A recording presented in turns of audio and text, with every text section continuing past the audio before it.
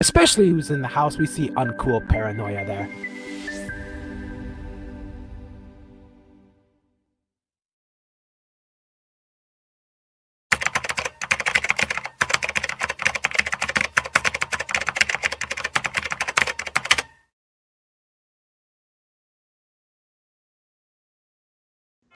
This video is in no way meant to slander or defame any particular company. I'm simply presenting information as readily made publicly available. This video is not monetized currently, nor will it be monetized at any point in the future. I realize some of my past co-workers have subscribed to my YouTube channel. Welcome. Thank you all for being here. Once you all take the time to explore the nature of my content, I hope you decide to stick around. It was a pleasure working with you all on a professional level. However, now it's time for you all to meet the real Uncool Paranoia. Welcome, and thanks for listening. God bless.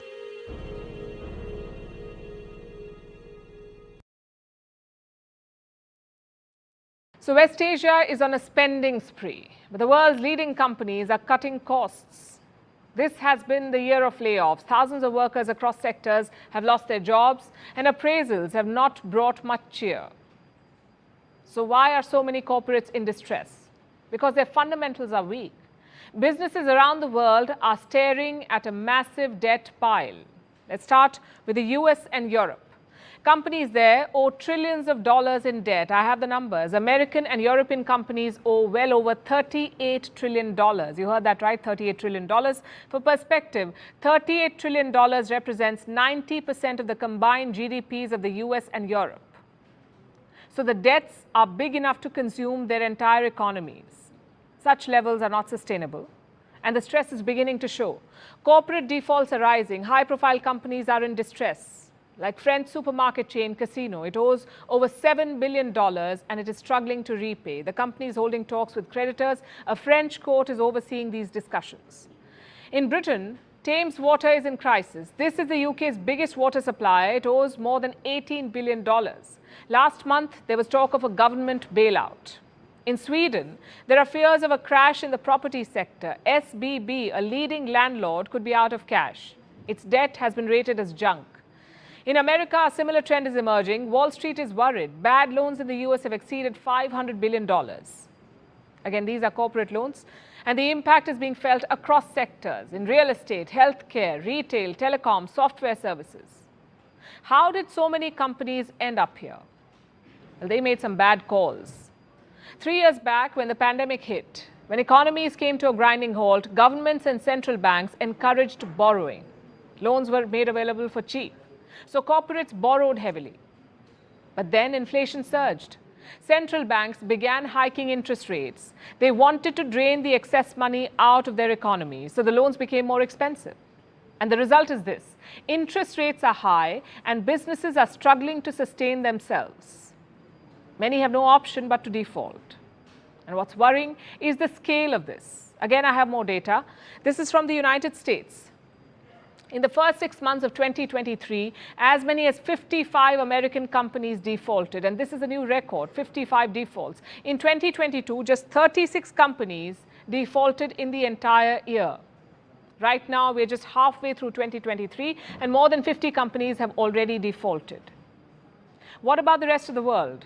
Globally, 81 companies defaulted in the first half of this year. Experts are worried about this trend. They fear that more companies will fail in the year ahead. Just 3.8% of the companies defaulted globally, 3.8% in the whole world. According to Moody's, this year the default rate could cross 4%. In the worst case scenario, it could cross even 13%. And this will be worse than the 2008 financial crisis. This is bad news for everyone, because if the job creators fail, the impact will be felt on a country's economy. It could trigger a recession. So what is the solution? A stable macroeconomic environment, less tinkering with interest rates.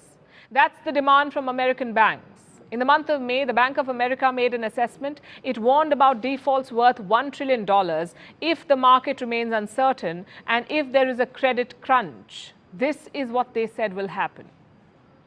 Big defaults. So should the rest of the world worry about this? It should. because the impact of defaults in the West will be felt in the developing world too. Export-dependent economies like China will face a decline in orders. Countries like India, which rely on export of services like software, may also lose business. Of course, this is a hypothetical situation right now, but the risks are clear and evident. The world has narrowly avoided a large-scale recession this year. If the corporate debt is not controlled, we may find ourselves back to square one and still dealing with a potential recession. Well, this morning, thousands of Georgia homeowners who use Farmers Insurance are going to get to keep their insurance. This, as Georgia Insurance Commissioner John King stepped in to help. So Farmers Insurance sent out a letter to thousands of homeowners here in Georgia saying that their policies would not be renewed if their roof is older than 15 years old. However, Commissioner King says farmers did not check Georgia state law before sending out the notice. The law says insurers are only allowed to change their guidelines for new business and cannot refuse to renew existing customers' policies. Commissioner King says if Farmers Insurance does not reverse this non-renewal notice, the agency can fine the company, sanction them, or even revoke their license to operate here in Georgia. Tonight, we're digging deeper into why Farmers Insurance is ending home, auto, and umbrella policies here in Florida. That decision affecting 100,000 policyholders. Florida Democratic lawmakers are pointing to the withdrawal as evidence that recent Republican-led reforms implemented to stabilize the market have failed. Tonight, we have team coverage investigating how long ago the company decided to pull out. But first, we start with Action News Jack's Jake Stofan. He's on the south side. And Jake, representatives from the insurance industry are downplaying that assertion. Well, that's right. The withdrawal of Farmers Insurance is estimated to impact 100,000 policyholders here in the Sunshine State. That includes auto, home, and umbrella policies combined. Now, insurance industry insiders argue while Farmers is a big name, it represents a drop in the bucket compared to the overall size of the Florida market. On the other hand, Florida Democrats see it as a sign the worst is yet to come. Florida lawmakers took on the state's broken property insurance market in 2 special sessions last year. Changes included disincentivizing claims litigation and $3 billion to bolster reinsurance. Now, with Farmers Insurance announcing it will be pulling out of the state and canceling 100,000 policies, Florida Democrats argue it's clear those fixes didn't work. Trickle-down economics doesn't work, and neither does trickle-down property insurance relief. What we saw was a $3 billion bailout for the insurance companies. In just the past 18 months, 7 homeowners insurers have gone belly up. 15 have stopped writing policies in the Sunshine State, and Farmers is now the 3rd to voluntarily pull out of the state. On the surface, you wouldn't see much improvement at this point, and that's not surprising. Mark Friedlander with the Insurance Information Institute downplayed the significance of Farmers' withdrawal from Florida, noting the company accounts for less than 2% of the market share. He argues the reforms passed last year will take time to make an impact, and he says Farmers' decision was based on its national risk exposure rather than Florida-specific problems. This is not a negative reaction to what's happening in Florida or a feeling that the company doesn't think the legislature did enough. Jacksonville attorney Eddie Ferris says at the end of the day, due to reforms passed by state lawmakers, homeowners lucky enough to find insurance have been left with fewer options to recoup claims they're owed, as they'll have to pay out of pocket in most cases to hire an attorney. Has done nothing to lower insurance rates. And what it's done is taken away from the consumer any rights they have, any weapons they have to hold the insurance companies accountable for not paying them the fair amount on a claim. Now, meanwhile, Florida's Chief Financial Officer Jimmy Petronis issued a strongly worded statement promising to hold farmers accountable for pulling out of the state and suggesting its investments in ESG led to the company's financial troubles, saying it's, quote, well on its way to becoming the Bud Light of insurance. Now, coming up on Action News Jackson 6, we'll tell you if you were impacted by Farmers' withdrawal, how you can ensure you don't see a lapse of coverage, especially in the coming months. For local coverage you can count on live on the South Side, I'm Jake Stofan, Action News Jacks. Team coverage continues now with Action News Jack's Ben Becker. He found out farmers made it clear months ago it wanted out of Florida. I discovered farmers planted the seeds of leaving Florida back in February. Now, I obtained documents from a farmer's insurance agent. It shows farmers stopped writing new policies in Florida as of February the 1st, and they said a binding restriction will be in effect for all farmers' home new business in Florida. They went on to say the marketplace challenges we continue to face in Florida are unyielding, and finally, the cost of claims, which in turn drives down profitability. So they cited the money and the issues in Florida. Now, the agent also sent me this. It shows policies not being renewed for exposure management. Also, they're requiring roof inspections that at least 5 or more years of useful life. So they wanted to see if roofs could last that long. Now, that's their prerogative, but creating a lot of issues for homeowners. Now, I asked the state what it knew about farmers' plans going back to January and February. That's because farmers is required to give the state 90 days notice, meaning either the state should have not been surprised Tuesday or farmers didn't abide by that rule. I'm waiting for a clarification from the state.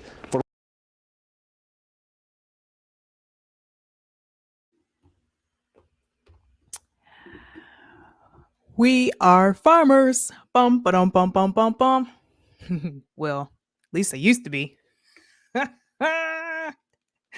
Oh, would you check that out? Everybody, y'all let me know if y'all can hear me. How y'all doing? Hey, we got the DJ Speaking Easy in the house.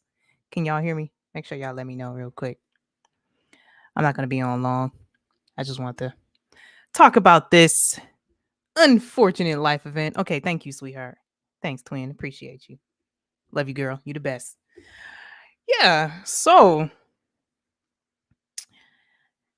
yeah, how about these layoffs? Yeah, I'm sure you've already read the title. I mean, it's pretty obvious what's happening here, right? Yeah. Now, hang on. I got a banner here. I just appreciate y'all for tuning in. Give me a second. There we go. We're going to slap that on there right there real quick. I'm going to make sure I can see the comments on this side. What up, everybody over there on Facebook? I see y'all. Thank y'all for stopping by. Yep, absolutely, Scoville. I feel that. I like that. Yeah, I sure did, Mr. DJ. I sure did. Yeah, so that's just, let me see, these corporations know what's coming. Absolutely. Absolutely. They tightening their belts. That's exactly what's happening. So if you read the title to the video, obviously, yesterday was Monday, and I clocked in to work like I usually do. You know, typically on the days I have to work, this is my usual work routine. Like I'll watch a little bit of PooTube if somebody's live in the morning. Usually Black Spring with Autumn is live like early in the morning, so I catch her before I work, and I'll catch a little bit of Enter the Stars. I see the DJ Uneasy usually over there, and watch him for a few minutes before I have to log in at 9 a.m. Eastern. So yesterday started out like any other day. Well, maybe not. Kind of started out like any other day. I had a lot of headset issues, so I was unable to take calls. So I worked for Farmers Insurance from home. I'm a licensed insurance agent in auto and homeowners insurance. So I give consultations, to individuals, help them understand their policies, help them make changes to their coverages, or add vehicles, remove vehicles, cancel policies, reinstate policies, give advice, explain coverages, explain their clauses within their contracts, pretty much helping people understand what their coverages are, just answering questions, pretty much. Just totally geeking out on all things insurance is what I did. I've been doing this since 2018, honestly. I've been working from home in insurance since then. Pre-scamdemic. So I'm pretty used to working from home. This has just been the life for me for a long time. And Farmers Insurance was the first company where I had the opportunity to become fully licensed because they paid for the course, gave us time to study. Like they actually gave us over 40 hours on the clock paid to study to get our license. So that was pretty dope. Like there was like virtual classroom time of presentations, lectures, all kinds of book work that we did, quizzes, just all types of ways to prepare you to take the state exams. And pretty much, we service all 50 states, and We even had personalized portions depending on which state you're receiving a license for. So your residential license is where you live. So I was residentially licensed in Michigan, but I had licenses to service policies all over the US. And there were particular, caveats in order to pass the Michigan exam. Michigan exam is one of the hardest. I believe you have to get at least a 85 on the Michigan exam to pass, and other states are quite lower. So I had to study harder just to get my license in Michigan, which which really didn't bother me because I had already been working in insurance 3 years before I started with Farmers Insurance. So I was kind of already halfway there, like knew what most of the coverages were, base coverages, you know, uh, ins and outs of the contract. Now, really, where my challenge came was homeowners insurance because I really didn't work with homeowners insurance in my first insurance job. I worked at Progressive first. So, yeah, so it was just interesting to work for Farmers Insurance and learn as much as I did, meet people, gain skills. I trained people, of course. I truly enjoy helping people. I enjoy speaking to people to the point where I'll hear like over the phone, you can just tell when the light bulb turns on. You can just feel the moment when someone fully understands what you're saying. You can feel it when they're like, "Oh," and then they reiterate what you said in their own language. "So you mean blah blah blah blah," and I'm like, "Yes, you got it, sweetheart." And you'd be like, "Oh, okay." And I got a lot of, "Wow, nobody's ever explained that to me before like you just did." I got that a lot. And I know I complain about, taking calls for 10 hours. I complain about it a lot because it is stressful. It's rough. You get those bad apples in there where they just want to go off on you. I mean, it's not you personally, but sometimes you feel that and like, yo, why you call here with all that attitude, bro? Like, I ain't got time for all that. But it had gotten to the point where I began to learn how to deal with those people. I mean, honestly, people just want to be heard for the most part. They just want to be heard. Just let them talk, let them blow it off, put them on hold for a minute, let them hear that whole music and you come back. It's like kind of like putting a toddler in timeout when you put a screaming adult on hold and they hear the whole music for maybe 3 minutes and you come back and they kind of be like, you know, I didn't mean to yell at you. It's not you, it's the situation. So once they reach that breaking point to where they just kind of like, all right, can you just please help me? Then I just dive in and swoop in and just help them out, offer them all I can. At that point, I did that a lot, especially once I learned how to do that. And once I figured that out, I stopped getting so personal and it was like, okay, this is so much easier now, once I figured that out. So, but yeah, I kind of went all over the place, but yesterday was surreal for me. It was something I had never experienced before. Never. I had never experienced what happened yesterday. Honestly, it totally knocked me off my square. I'd been fired from jobs before. I mean, of course, when you about to get fired. You don't just up and get fired. When you about to get fired. So yeah, I've gotten fired before. It's yeah, I totally knew that was coming. Go home and look stupid like, dang, why I do that? But yesterday was something I had never experienced before because I was at the top of my game, right? Like I mentioned, learning how to deal with customers, training new hires. I wasn't like officially on any kind of training team, but I would sit with new hires and listen to them live while they're taking calls and then give them tips while they're on the call. Either by typing them a message or sending them a screenshot or sending them, an article they could be using during the call to help them answer the question, or you're just showing them resources. And after the call, kind of giving them tips about what I observed during the call. Like, yo, when that customer asked you this, you should have said this. Next time, remember to do this. Or clean up your desktop a little bit. Put some stuff away. Like, why do you have all these tabs open when you're on a call? Like, you don't want to know why you couldn't answer that question? I'm like, because you couldn't think. Like, look at all this trash. Like, when you got a bedroom and your bedroom is messy, you can't find nothing, right? Even though you try to tell yourself, oh, I know where everything is. No, you don't. You can't find anything in that messy bedroom. Clean this up. Yeah. So tell them to clean up their desktop. A lot of new hires would have a lot of tabs open because they be nervous. They just be shaking. And then I just have to tell them, like, you are licensed. Okay. The individual on the phone knows nothing about insurance. They don't even know you're new unless you tell them. And as this was happening yesterday, I was literally observing a new hire take calls, like pouring my all into him. He had only been taking calls for 2 weeks. I didn't know he was that green. I'm like, wow. Once he told me, I'm like, wow, you just started, bro. Wow, welcome. I'm like, well, what other questions you have? Blah, blah, blah, blah, blah.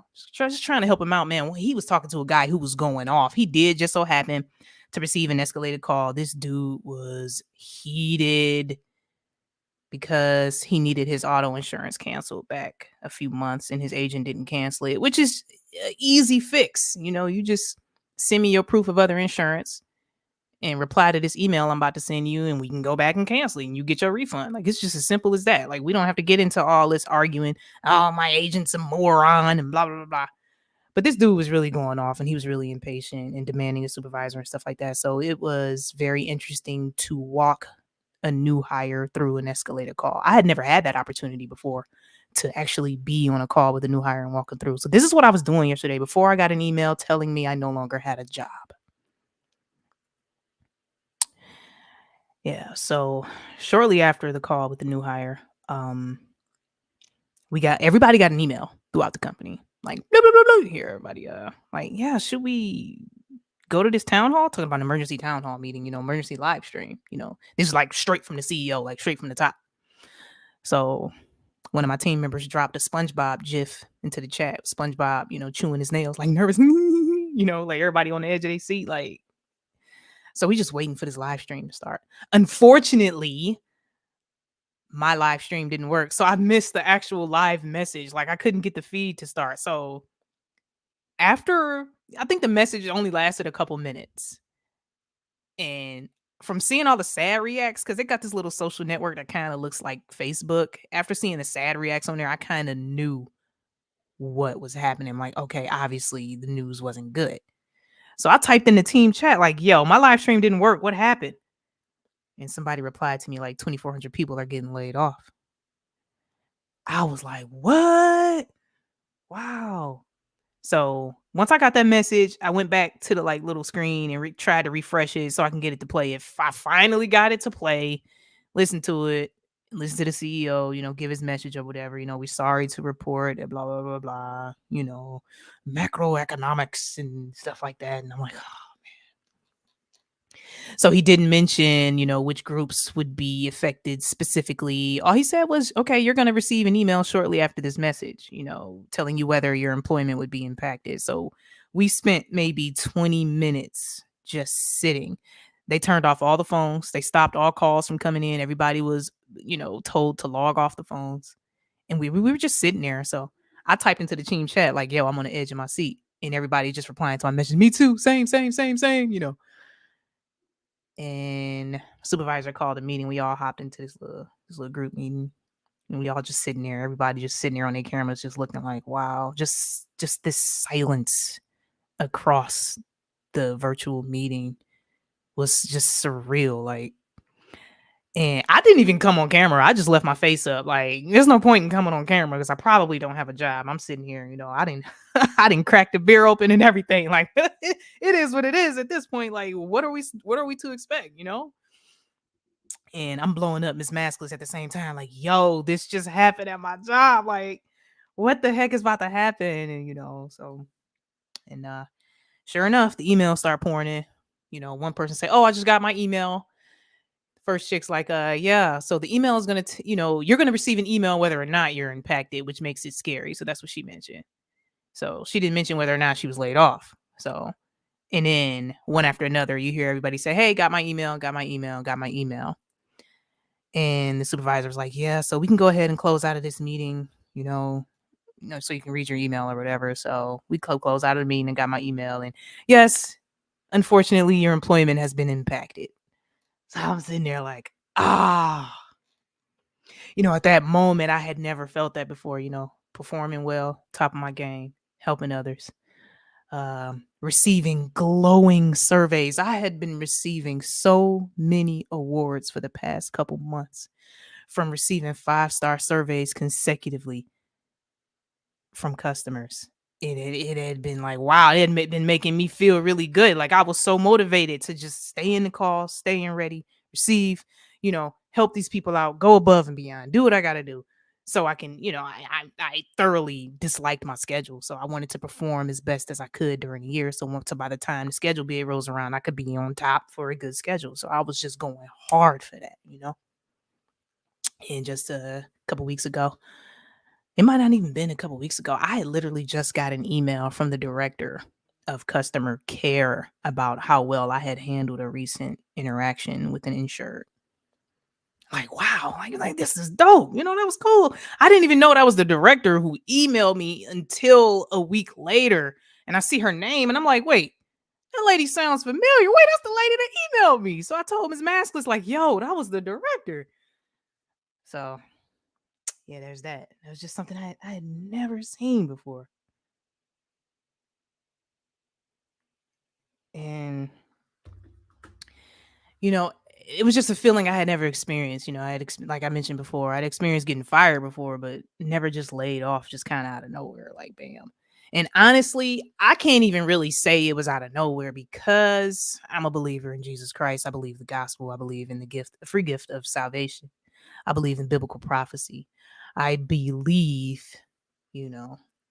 things will only get worse from here. So it's not like it's an absolute surprise, but it's totally different when it hits home. Like, bam, you too, you ain't safe. Like, like, whoa. So yesterday it was just really surreal. It was just really tough for me. Like, wow, and just had all kinds of thoughts and just y'all just should have seen how fast my computer disconnected from the network. I work from home. I'm at home, literally in my bedroom, connected to the Farmers Insurance Network, and then bam, get this email, and then it was like, like soon. I'm like, dang, this message is designed to self-destruct in 10 minutes. Like that's just how it felt like.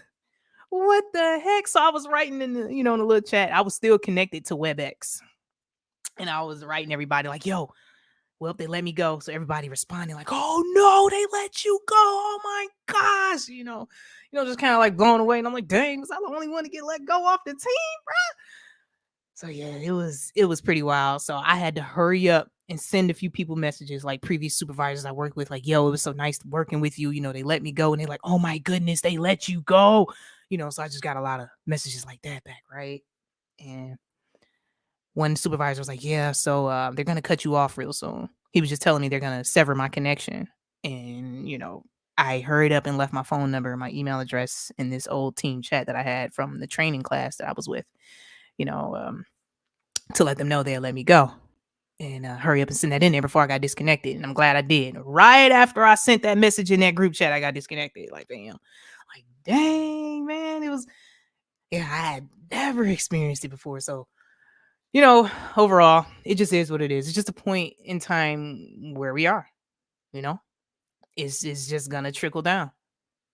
And, I'm grateful for Farmers Insurance. I'm grateful to have had that experience to gather this, gain the skills that I did. I know so much more about insurance than I did when I spent 3 years at Progressive. I've only been at Farmers a little less than 2 years, but man, when I tell you I learned so much every day, it's ridiculous. It was always something new I was learning every day.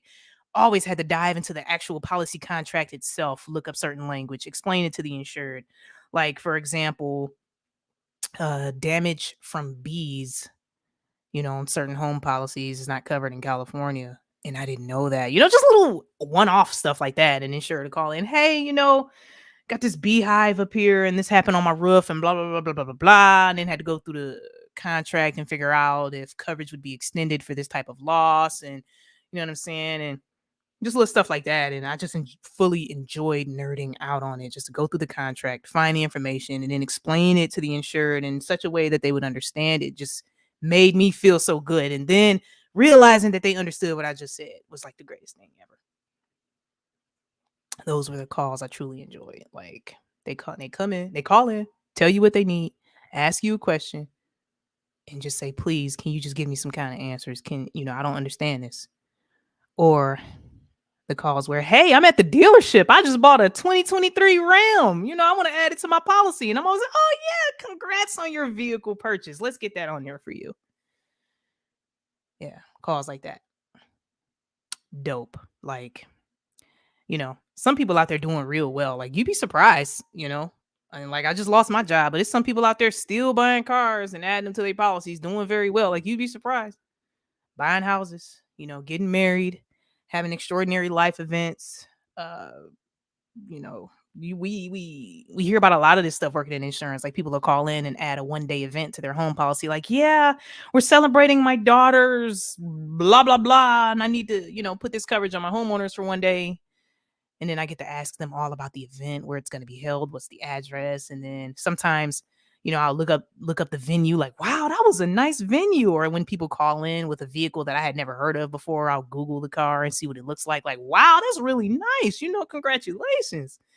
Days like that was just dope, right?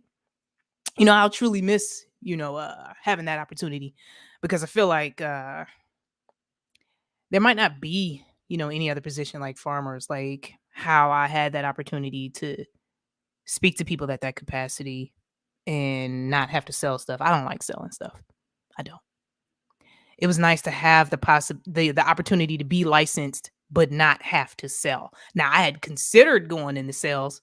I still am thinking about that, like, because that's where the money is. But I don't know. At this point, I mean, I don't know, but that's just my experience working with this company. But apart from that, man, yesterday was just a really rough day. Just thinking about the reality of it all. Once it happens, you get the email and you think about it like, man, what the heck am I going to do now? I mean, let's face it, most Americans are living paycheck to paycheck, and I'm no different.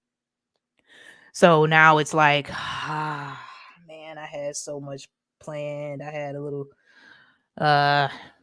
paying off a debt that I had and blah blah blah. Like, okay, so what about rent next week? Or just like, just a bunch of what ifs just kind of flood into your head all at once, because I had never experienced being laid off before. So it was a first for me, and it was not easy. I'm finally starting to feel like myself again. So I really didn't feel like myself enough to actually come on camera. So I figured this was the best way to do this, and I don't want to do it too long.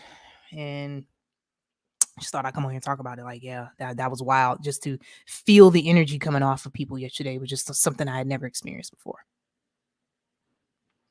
And I'll never forget it. And, I know some of my previous coworkers are going to listen to the stream. So, I love y'all. It was nice to work with y'all and get to know you all.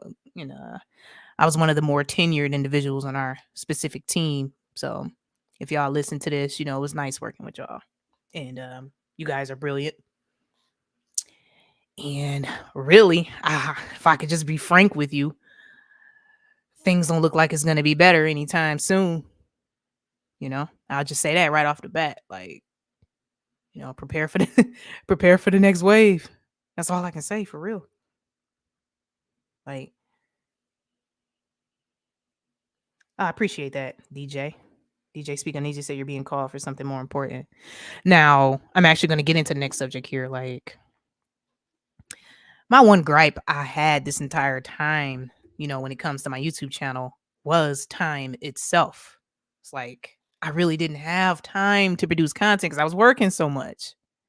Working and homeschooling and, doing X, Y, and Z. So now, at this current moment, time is currently not a factor. So I can actually finish projects that I started and just have sitting in my editing software. I can actually, I can finally go and finish that Tupac video, Speak Uneasy. Mr. DJ, I can finally go and finish that video now, because yesterday when Casey was live, Enter the Stars, Casey, before I clocked in, he was talking about the Who Cloned Tyrone movie, and he was mentioning the connection between Trump and the Gemini spirit, and how they have Trump relating to the so-called Black community through the Gemini spirit. And I'm like, yo, that was one of the points I was making in my Tupac video. I just had not had the time or the confidence to actually go and finish it. Now, when I saw his stream yesterday, this was at like 8:45 in the morning Eastern. This was before I logged in. I had actually got the momentum and the push that I needed to finish that video. Now, this is before I had even known I was about to get laid off. I had just felt like, okay, I need to finish that video, because he was making the same point that I was making in my Tupac video. So that kind of felt like confirmation. So, yeah, I just felt like that was crazy that I had that feeling before realizing that I was laid off, that I was going to have time for a while anyway, you know, because I don't think I'm going to immediately jump head first back into the job market. I think I'm going to focus on what I tried to build here on my YouTube channel. I invested so much money in my equipment, my YouTube equipment, my desk, my monitors, like my speakers, my laptop, uh, my dual monitor, my LG curved monitor, my boom arms. I got 2 boom arms, my vertical mount, my lights, my microphone, all my adapters. Like, I invested so much money to build this YouTube channel and to actually produce content. Maybe it happened for a reason. I don't know, but I'm going to go for it either way. I'm going to dip my toe in there and see exactly what happens.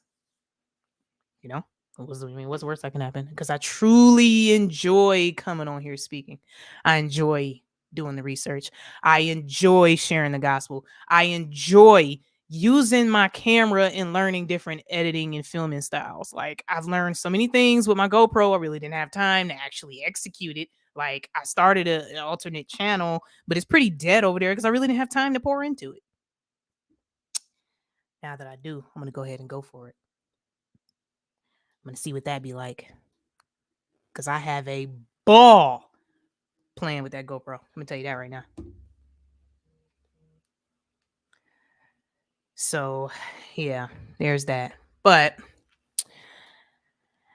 I had never intended on asking for any kind of donations on this channel. I had never intended on, sharing a Cash App or something like that, or monetizing with ads or anything like that, which I still don't want to do that. But I didn't anticipate on being laid off. Like, I was just working yesterday like I normally would, pouring myself into a new hire, and got that email like, blam, blam, blam, there you go. Life flipped upside down.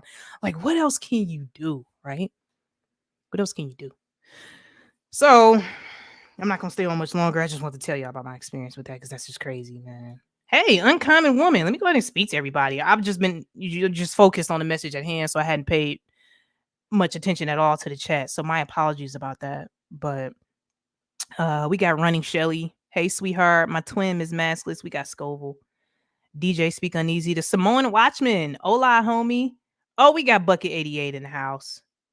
Good afternoon. Western Warrior. How you doing?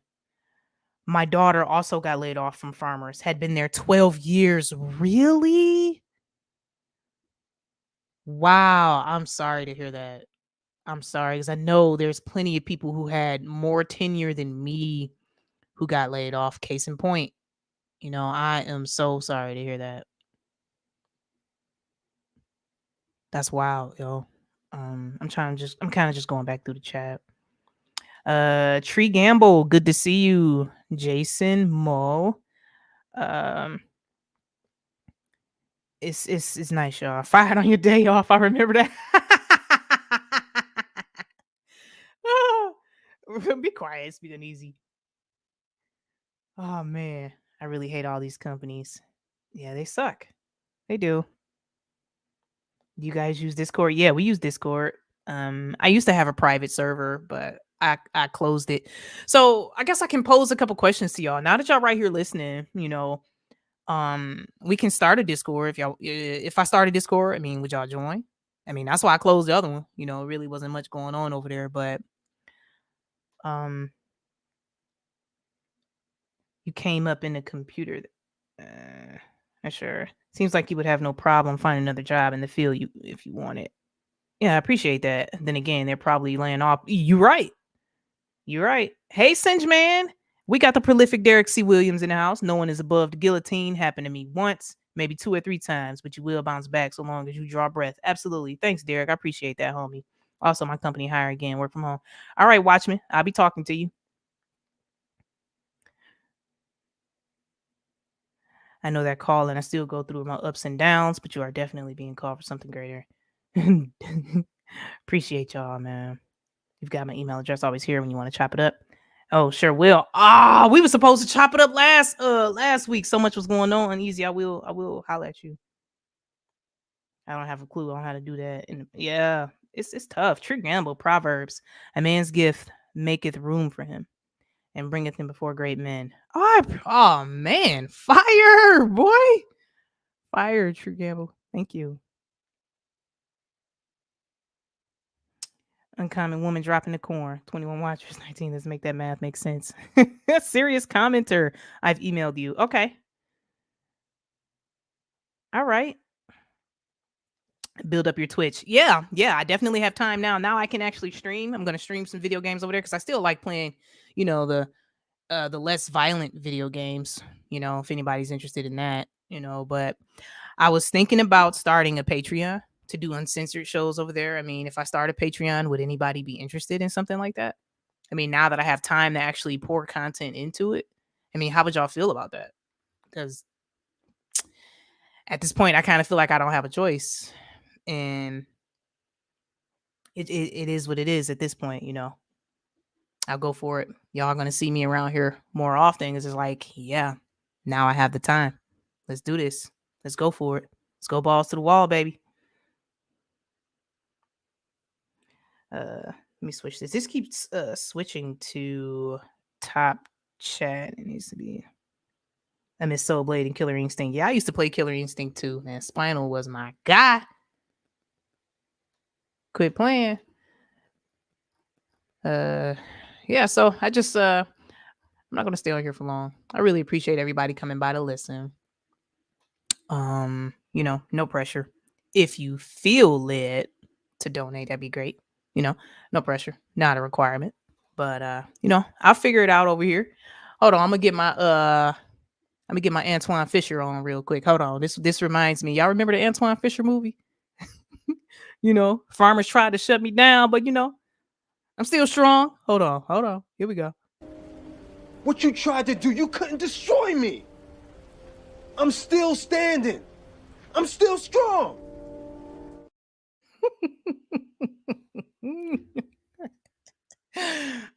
There's that. So it is what it is. Spinal, fight hard. I played with him too. Oh yeah, absolutely. You had to get on my Antoine Fisher. So yeah, buddy. So still looking for that corn plushie, mascot. We got to name the corn plushie.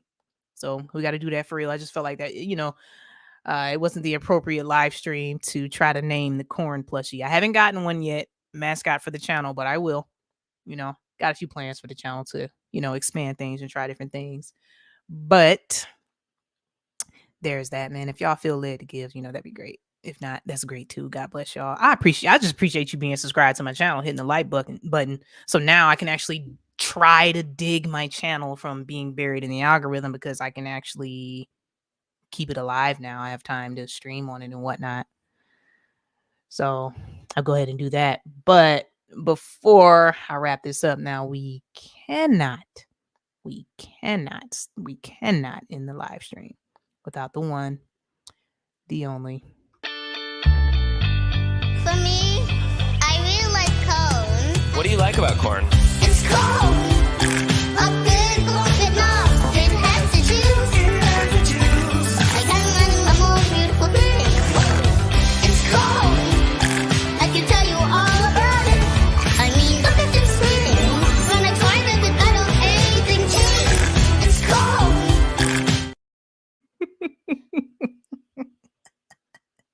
Oh, I'm gonna tell y'all one story before I leave. So I hang out over there on Unplugum's chat, sometimes when he's live, and wherever I go, I'm dropping the corn emoji. So he was live, Unplug him.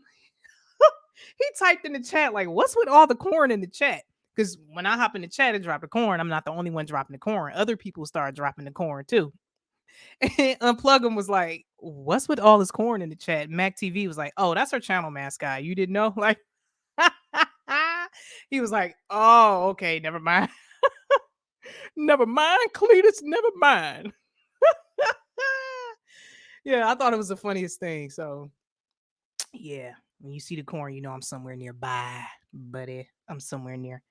So yeah, nothing like hot butter corn. Absolutely. Question: if Bill Gates like corn, I assume his isn't GMO. Most likely. Most likely.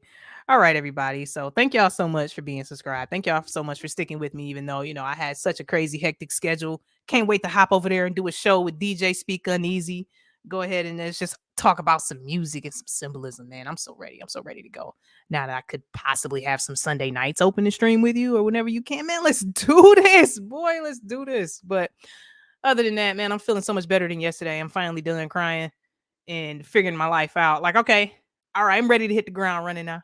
Let's do this. We out of here. So everybody, where the paranoia is most certainly uncool, thank you so much for stopping by to listen to me rant about this. I really appreciate it. God bless you all.